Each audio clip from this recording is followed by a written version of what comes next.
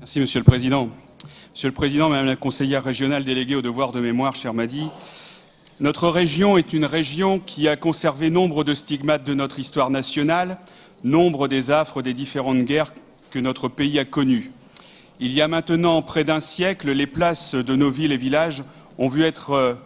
érigés des monuments pour rendre hommage à ceux qui, au lendemain de la Première Guerre mondiale, avaient fait don de leur vie pour défendre notre pays.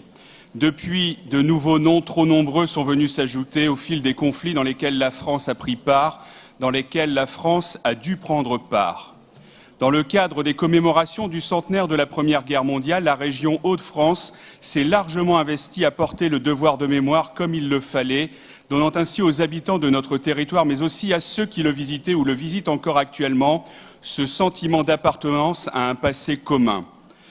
De Gaulle disait lors de la commémoration du 50e anniversaire de la mobilisation de 1914, le 2 août 64, « L'unité, telle est, Français, la raison qui, depuis cette date, nous rassembla souvent et nous rassemble en ce moment même autour des monuments aux morts de nos villes et de nos villages. »